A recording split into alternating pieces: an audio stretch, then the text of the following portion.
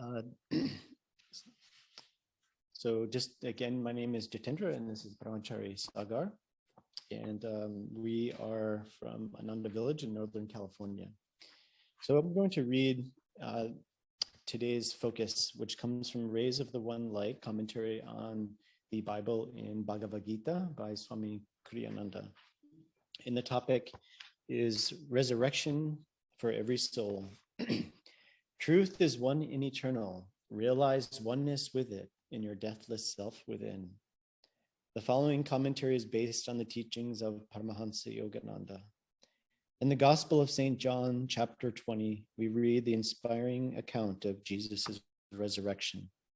The first day of the week cometh Mary Magdalene early, when it was yet dark, unto the sepulchre, and seeth the stone taken away from the sepulchre. Then she runneth and cometh to Simon Peter and to the other disciples, whom Jesus loved, and saith unto them, They have taken away the Lord.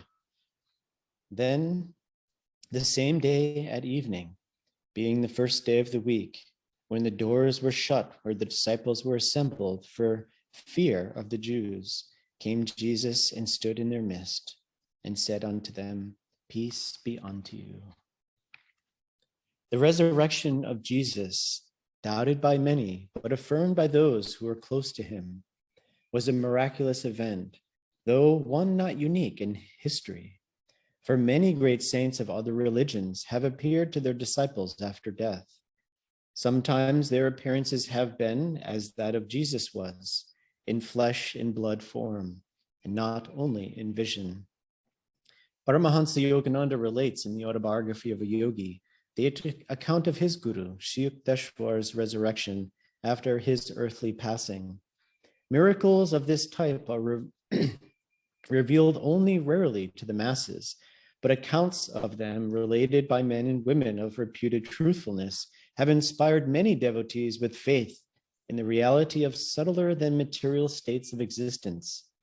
Resurrection, Yogananda explained, means transformation, ultimately from any lower state of being to a higher one. Worldly consciousness cannot imagine such transformation, except in terms of, perhaps, an improvement of the present mess of pottage with the addition of a new flavoring. Divine consciousness, however, is capable of taking the base metal of worldliness and transforming it into the spiritual gold of divine wisdom and love. In keeping with this truth, the Bhagavad Gita in the 9th chapter tells us, ye who into this ill world are come, fleeting and false, set your faith fast on me, fix heart and thought on me, adore me, bring offerings to me, make me prostrations, make me your supremest joy, and undivided unto my rest your spirits shall be guided. Thus, through Holy Scripture, God has spoken to mankind. Om, Om,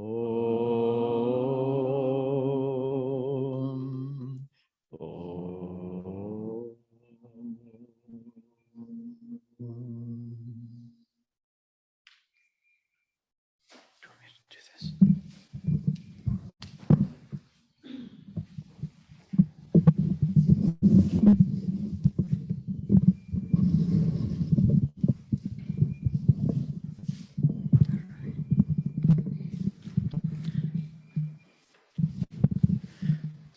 Well, I want to welcome everybody. And before I get started on the talk aspect itself, I want to read from Whispers from Eternity. These are poems that Yogananda wrote, and it's raining outside. It's really nice. This is very good weather. But this poem, which, I opened the Whispers to a certain page, and this is what came up, and I really liked it. I give God partial control over my life. I allow him to take decisions, but if I don't really like them, I allow him again. So, but I like the first page that was opened. So, teach me to drown in thy light and live. This is the prayer that Yogananda has written. I come to thee with the song of my smiles.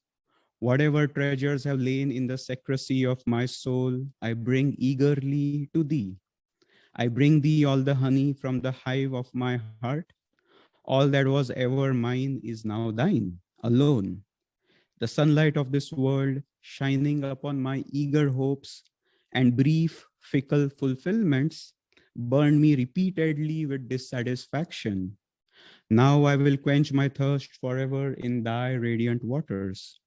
The taper of my aspiration toward happiness will burst aflame with thy coming into a conflagration of bliss.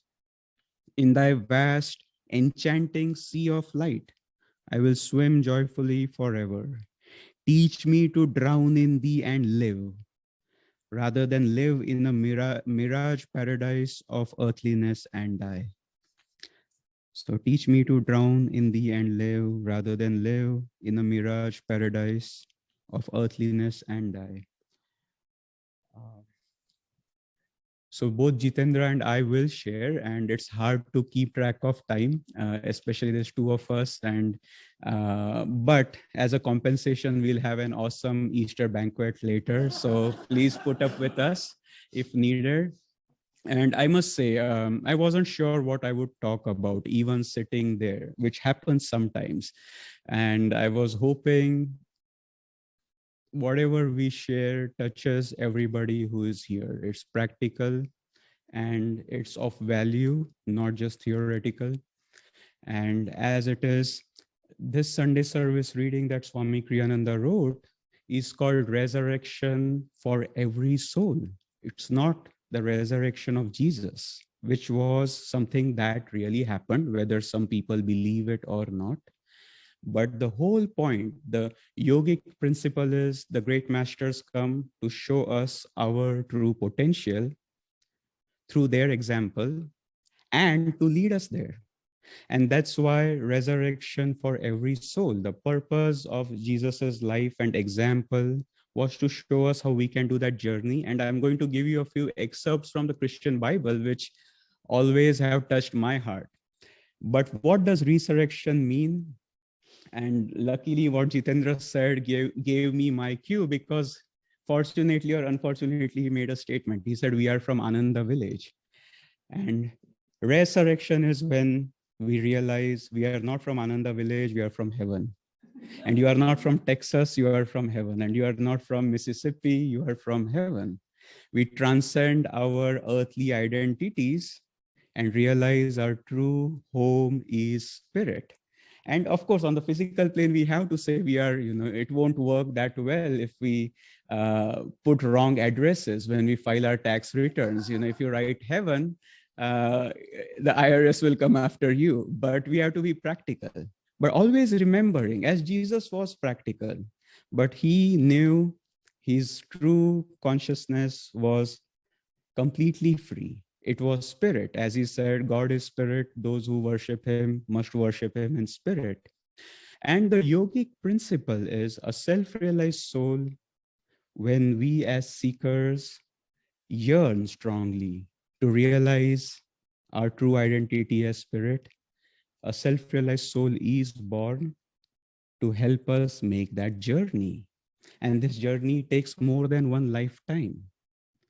It's not generally possible within the 20, 30, 40, 50, 60, 70, 80, 90, or 100 years that are given us, because there's a lot to learn. And the promise of resurrection in a way is that the self-realized soul that has been assigned to us to take us to our home will keep that Christ as many times as needed and will come again and again to help us reach that goal of heaven. The Christian Bible is a fascinating document, and there are many lines there which attest to this deep principle. It's a relationship based on love of God, of that self-realized soul for us, not on chastisement, not on hellfire and brimstone. And the very start of the Christian Bible, remember, most of the Gospels start, the first words Jesus speaks is two words. He has a few lines there in the Christian Bible, which are just two words. There's Let's, I am. But even before that, he sees these disciples to be fishing, John and James. He just comes along and says, follow me. Then he sees Peter, who's doing something else. He comes and says, and then Matthew, son of Levi, is a publican, he's a tax collector. Same thing. I call it his pickup line, it's like, follow me, follow me, follow me. But he knows who to ask. If some random person had told me that, follow me, I would say, who the heck are you? Why would I follow you? But it's a relationship that had already existed. Those 12 who came to help Jesus didn't spring out of the woodwork. He had been preparing them. In a previous life, Jesus had been Elisha. His guru, John the Baptist, had been Elijah. And Elisha was grazing the 12 oxen. And Yogananda said that's an allegory for the 12 apostles who he had been training to help him in his mission and to help them towards their own salvation. And so when he came back for this particular incarnation, he picked up where he left off. And they recognized him. If somebody else had said to them, follow me, they wouldn't just have given up everything. And Peter was married. If you read the Christian Bible, and he just left everything and followed Jesus. But the point I always like to make is, then there's this whole journey that all the 12 disciples have with Jesus. But since this is Easter, we skip that entire journey and we come to that last part where Jesus resurrects. What happens there? Just before his resurrection, he goes to the Garden of Gethsemane, where he knows he is going to renounce his divine protection because he has to play a certain part of being crucified. As he says, I give up this power. I give up my life, so I take it up again. Nobody takes it from me. I do this of my own accord. And Yogananda explained that until he went into the Garden of Gethsemane, he was invulnerable. They couldn't lay hands on him. But because he had a certain role to play, he consciously gave up that protection so that the soldiers could take him and crucify him. It was his own self-will, not self-will. He didn't have any self-will. It was his own initiative to follow the will of his Father. But what I want to focus on is what happens to the 12, especially to Peter, because Peter, he's the Italian among all the 12 apostles. He's passionate. If you see, he's the one who speaks the most, who professes Christ, thou art Christ, the Son of living God. And at the Last Supper, he says, I lay my life down for you. And Jesus says, will you do that? Before the dawn breaks, you'll deny me thrice. And sure enough, they go to the garden, and here they are Jesus's closest disciples. They have had the maximum amount of grace and time with Jesus that anybody could have. And Jesus tells them, this is a difficult time for me. Watch and keep vigil. I'm going into the garden to pray. And when he comes out, what are they doing? They're sleeping. He wakes them up again. Watch and keep vigil. And he goes to pray, comes back. These are the 12 we are talking about, not any run-of-the-mill disciple, the cream of the crop. They are fallen asleep again. Happens 3 times. Yet Jesus says so forgivingly, the spirit is willing, but the flesh is weak. He doesn't say, well, you go to hell forever. He's very understanding. But that's not all. Peter is not done goofing up. This is his day of goof ups. And then, of course, they take him, and Peter, follows Jesus quietly and gets into that chamber where he's being tried by the Pharisees. And somebody looks at Peter and says, well, weren't you with that fellow, with Jesus? You speak like a Galilean. And says, I have no idea what you're talking about. I don't know this man. And then he's sitting there, and again, after some time, somebody says, didn't I see you with Jesus? Says, no. What are you saying? I was never there. And this happens 3 times, and the cock crows. And he remembers Jesus's prediction, and he breaks down crying. After that, Jesus is crucified. In the beginning, despite having seen Jesus perform all the miracles he did, raise Lazarus, heal the sick, prophesy, show the transfiguration. Who goes with Jesus when Jesus is transfigured? Peter, James, and John. Here's a fellow who's seen the power of the Son of God firsthand. And still they disbelieve when Mary Magdalene comes and says, "We have seen the Savior risen." They laugh at her, saying, this can't be true. And Jesus finally resurrects, and they believe that here is Jesus. Yes, he has power over death as well. But what I always remember when I talk about resurrection is not that particular resurrection, but in the book of John, there's one more incident. Because Peter is not done goofing up. The others are not done goofing up yet. You would imagine after all these experiences, they would be on fire to share the mission. But what do? They become fishermen again. If you see the book of John, they are fishing out in the sea instead of carrying on Jesus's mission. And Jesus materializes to them once more. And what does he say? Well, you have goofed up so much, you get prime time seating in hell right next to the fire. No, I mean, how if you talk about sinning, what can be worse than denying the Savior thrice, falling asleep the day your guru is going to be crucified? Then you have seen all these miracles. You've seen him walk on water, still the storm, raise the dead, and then resurrect himself for you. And still you are fishing instead of carrying on the mission which you were trained for. I mean, we talk about our own failings as disciples. Oh, we sinned, we messed up. We come nowhere close to what Peter did. But what does Jesus do? When they are on there, they can't find any fish. And they see somebody there and says, well, why don't you cast your net on this other side? And they do it without realizing who this person is. They find a huge catch, and somebody says, I think it's John who says, that's the Lord.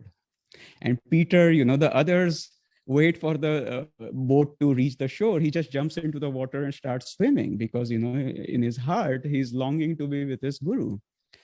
And again, Jesus, what's he doing? He's frying or whatever. The fish are on the fire for them to eat. And they all sit there not knowing what to say, almost sure this is Jesus.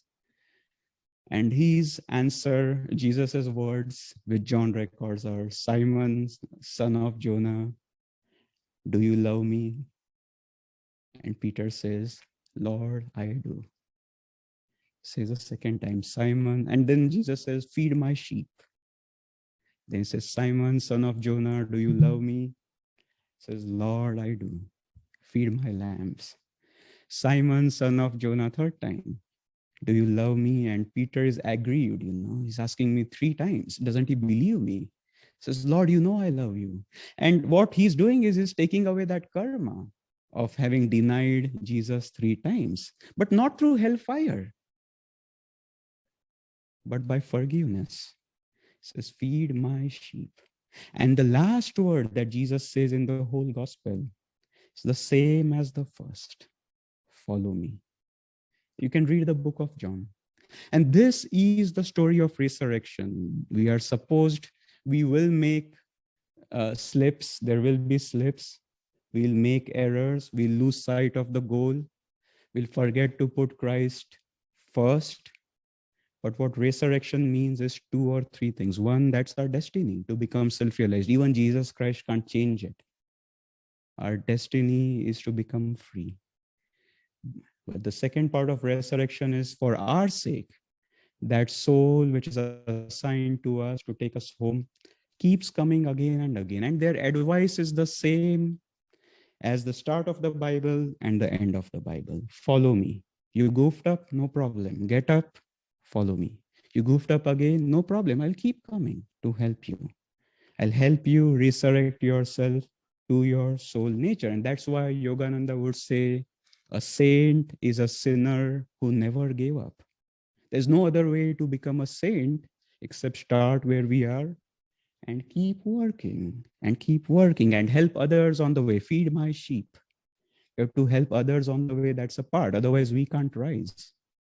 But as we do that, that power helps us to follow that footsteps into self-realization one step at a time. So let go of all fear. The message of resurrection, which I feel, is not just that Jesus had power over death. We know that.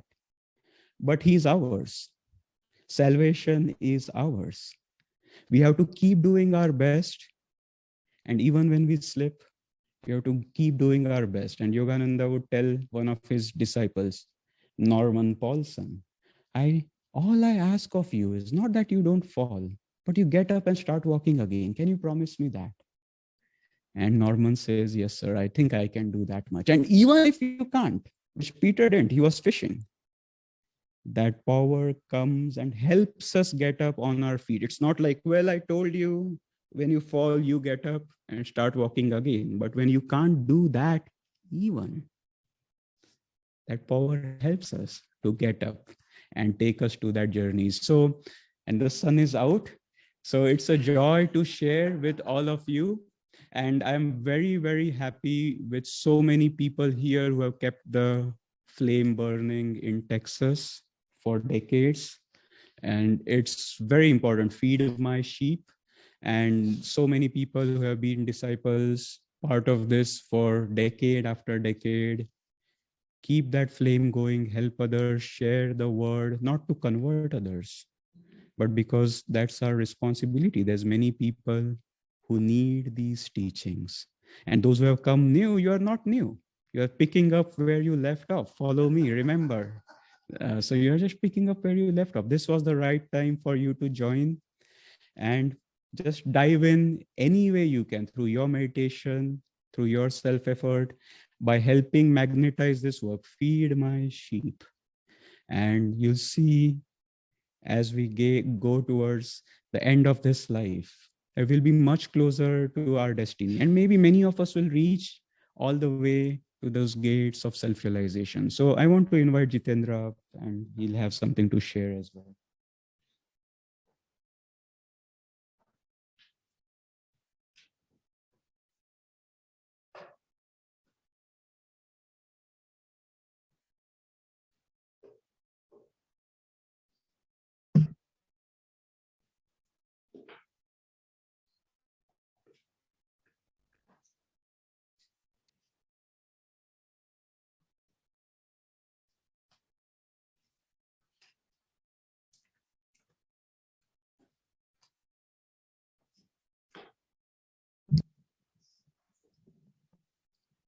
Good morning, everyone. Thank you, Sagar.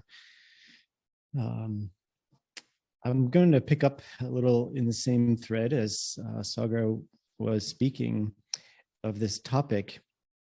And I wanted to start to just share that, again, in this reading of what our Guru Paramahansa Yogananda said about what resurrection is it's this transformation from a lower reality into a higher reality, a lower consciousness into a higher consciousness. And this is something that I've always been very interested in, of the process of alchemy, and specifically thinking of it more as spiritual alchemy, is how does this change occur within us? And the answer to this is something that we really focused on during our weekend retreat, which were words of Christ: seek ye first the kingdom of God, and all these things shall be added unto you. And in these words, we focused on these words as a part of an exercise, and everyone shared, and we broke it down a couple of words, at a time, to go deeper in what this really means for each and every one of us. And last night I gathered all the papers.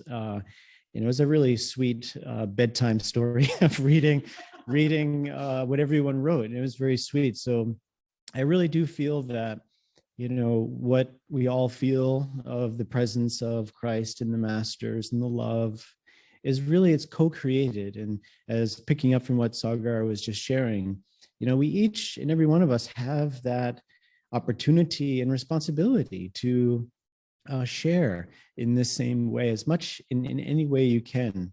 So I wanted to, in some way, I wanted to invite everyone into what I wanted to share today. So I'm going to share just a couple of parts of, it was also anonymous, so I don't know who wrote this, but one of the things in this of Jesus asking us to really step into a deeper willingness and openness to be changed. And just as the disciples opened in receptivity to the light and grace of their guru, they changed. And Sagar shared so beautifully that process that takes time, but inevitably we all arrive at that same place where Christ was sitting on the throne of omnipresence. And so first I wanted to share of seek ye first the kingdom of God, and all these things shall be added unto you, as all these things. And so this is what somebody wrote. And all of his love, so this is what it meant for them, all these things, in all of his love and presence, but also everything you ask for, which is made holy by him. And I was really touched reading this last night. And this is very important, but also everything you ask for. Just going to put this a little closer here.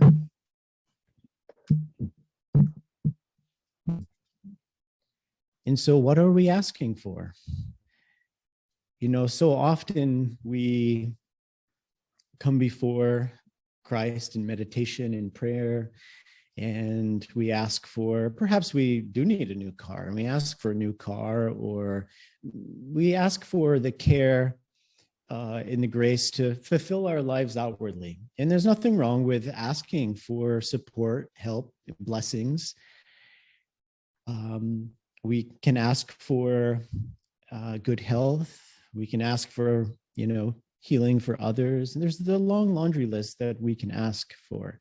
But this is something for us to be ever mindful of, not only in prayer, not only in meditation, but going through our heart, going through our mind throughout the day. What are we asking for from God, from Christ? And the beauty of God's love, of the love of Christ, the love of Divine Mother, is that they want to give to you what you need and what you want. There's just a fun story that last summer, I'm a big time lover of swimming. I love water. And I had swimming goggles. And it's something that I love to do every day. And my goggles broke one day. And I thought, gosh, and I was really busy. I didn't know when I'd be able to get a new pair. And so I just very simply just thought, Divine Mother, I need a new pair of goggles. I want to be able to swim tomorrow. And I won't go into the longer story, but a pair of goggles were given to me and I was able to swim. And so small that might be, but so beautiful that is that, Divine Mother, Christ heard my heart and asking for, I need this, I want this. And there I had it in my hands. So again, what are we asking for?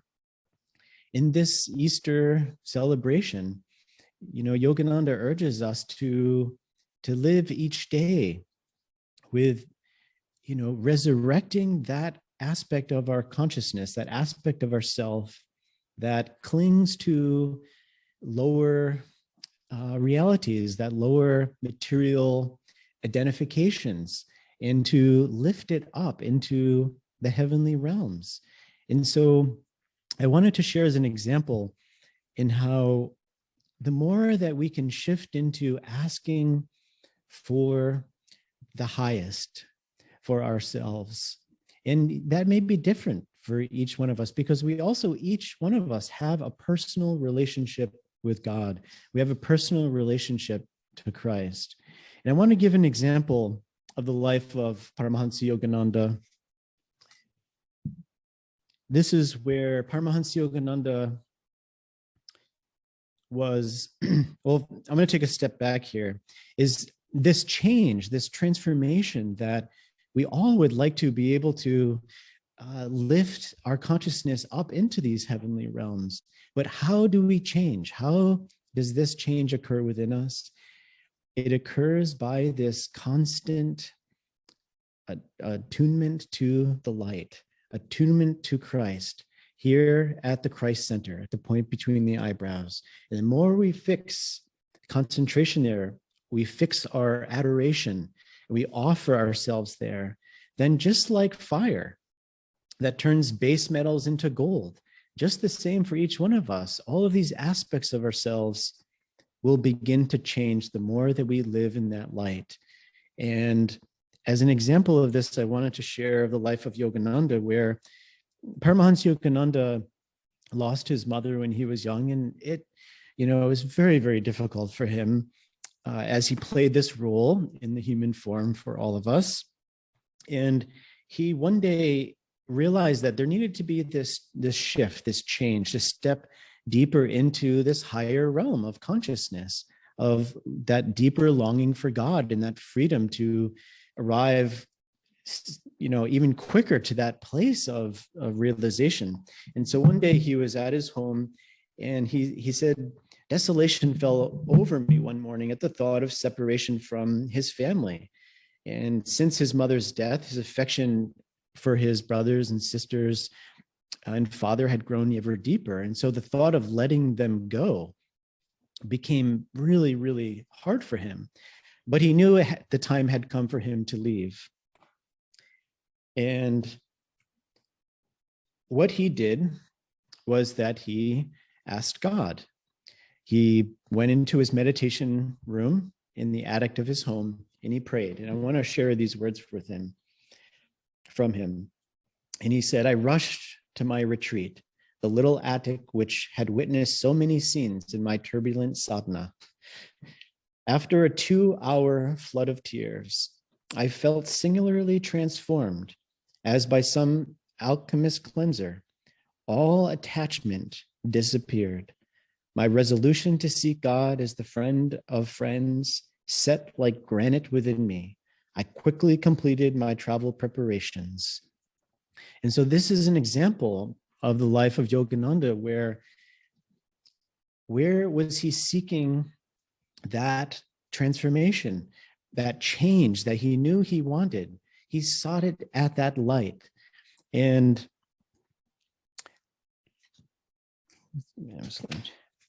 then fast forward a few days or so, he traveled to Benares to spend time in this hermitage for training on the yogic path. And again, in relation to this topic of all these things, Paramahansa Yogananda, and if you recognize in this chapter is where Yogananda meets his guru for the first time in this incarnation. It's a very sweet chapter.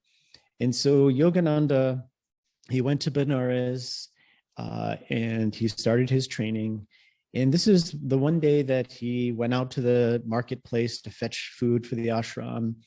This is where he met his guru. And I wanted to share a few words of his meeting with his guru. And so Yogananda writes, a few eager steps, and I was at his feet. Guru Deva, the divine face was none other than he of my 1,000 visions. The halcyon eyes and leonine head was pointed beard, and flowing locks had oft peered through gloom of my nocturnal reveries, holding a promise I had not fully understood. Oh, my own, you have come. My guru uttered these words again and again in Bengali, his voice tremulous with joy. How many years I have waited for you. And this is where there's a great point that unfolds. And so they spend a little time together, and then Shri Yukteswar guides him to his ashram in the balcony of his house overlooking the Ganga. And he said affectionately, I will give you my hermitages and all I possess. And what was Yogananda's response? Sir, I come for wisdom and God contact. Those are your treasure troves I am after. And I think this is such a beautiful example for each one of us that we're promised, the life of Christ and the pain that he felt before the resurrection wasn't the pain for, fear of his own life, but it was the pain for his knowing of wanting to bestow upon mankind this true treasure of heaven and it being denied. And for each one of us, again, what are we asking for from God? So let us remember as much as we can to pray for the highest. And Lord, Yogananda gave us, he said, the highest prayer is, Lord, give me thyself so that I may share thee with others, that I may give thee to others. And this brings us back to Christ, seek ye first the kingdom of God, and all these things shall be added unto you. It's a beautiful promise.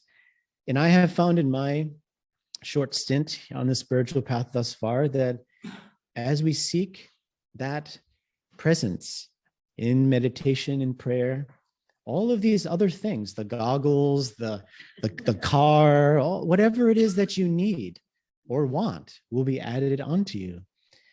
But if we first seek that God contact, then we become magnetized. Our spiritual life becomes ever more enriched, and we can make steadfast this true desire in our heart to know God. The last thing I wanted to share as something that we can practice is Nayaswami Devi, who is co-director of Ananda, shared once on Christmas, I think it was last year. She said that she experienced a big shift in her spiritual life by shifting one little thing in her mind. And it was that as she came to her altar, she noticed that for most of her spiritual life, for 50 years or so, she always came before her guru and said, Guruji, give me fill in the blank, give me devotion, give me blessings, give me right understanding, give me this, that, and everything. And I was thinking as she was sharing this, I do this all the time. I'm sure we all do this. But she said in that meditation, she just shifted that a little bit. And she said, Guruji, what can I give you? And she felt this deep power and blessing overcome her. And a lot of things shifted in her spiritual life after that. So yes, we do need a lot to support this spiritual journey, but experiment. When you come before Christ, any of the masters, your guru, God, what can I give you? And see what unfolds for you. The last thing I wanted to share is, as someone else wrote in our exercise, with seek ye first. And very simply, they wrote, the joy of God.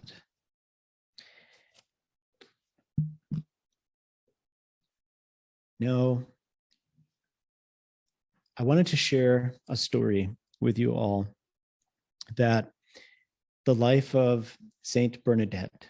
And if you are not aware of Saint Bernadette, she in Massabielle in France, she had many visions of Divine Mother in the form of Mary. And it's so touching to just tuning into this. But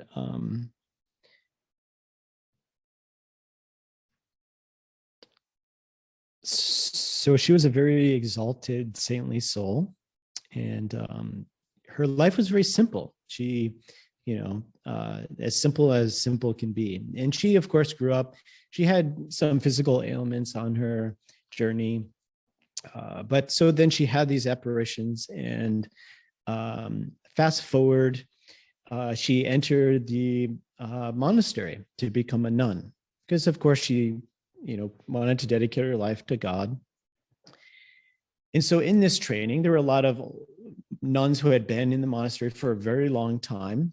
And toward the end of Bernadette's life, there was the head nun. What's the head nun called? Anyone can? I just wanted to get you guys engaged. I know they wouldn't know this. So, okay, so she was, some of the younger nuns were scrubbing the floor, and there was 2 or 3 older nuns that were nearby and kind of, you're not cleaning that enough, or kind of giving them a hard time. And Bernadette was very humble and offering herself. And there was a growing frustration among the, especially the head nun. What's it again? There's so many people. Mother Superior, thank you. So the Mother Superior called Bernadette into a little private room, and she just had enough. So she asked Bernadette, she said, "What do you know about suffering?" And Bernadette was just sitting there, very humble, glowing with the light of God. And she replied, "Nothing." And the Mother Superior said, "In our sacred history, the chosen ones have always been those who have suffered. Why did God choose you and not me?" "I know what it is to suffer," she said. "Look at my eyes," she said. "They're burning from a lack of sleep. My throat is parched from constant prayer. My whole body is aching from serving on this marble floor." And Saint Bernadette replied, "I don't know why I was chosen." And Mother Superior replied that if you could just give me some proof, she was just looking for something to restore her faith. And after some time, Saint Bernadette said, I think I can help you. I think I might be able to help you." And so she rolled up her skirt, and there on her knee was this huge tumor. And the Mother Superior at that point just felt that spark of, there is something more happening here. And so after the doctors came, they found out that Saint Bernadette was also not only had a tumor on her leg, but also she had tuberculosis of the bones, which is extremely painful disease. And this is such a beautiful example for the celebration of Easter, because so much we equate spiritual progress with pain and suffering. But we don't have to live in pain to make spiritual progress or to know God. We might need to live with pain. We may need to live with suffering, but we don't have to identify with that and live in that reality. And this transformation to rise above this pain, the sufferings, when the tests come and they feel that they suffocate us, remember, ask God, fill me with your light. Come to me that I may give thee to all. And as we offer ourselves again and again in that light, just as the life of Saint Bernadette, that she was in a state of bliss all the time. And we all can resurrect our consciousness from that lower identification with body, material consciousness into the light. And it's simple. All we have to do is remember, look up, gaze upwards at the point between the eyebrows. In our meditation, in our prayers, pray to that light to fill you, to fill your family, and then ask, how can I serve you? How can I give myself to you more? And all these things, the pain that you may be experiencing, the tests, all of these things will be blessed by the grace of God, the grace of Divine Mother. So I wish you all the deepest blessings on this Easter, and it's a very joyous occasion to be celebrating this with you all. So God bless you.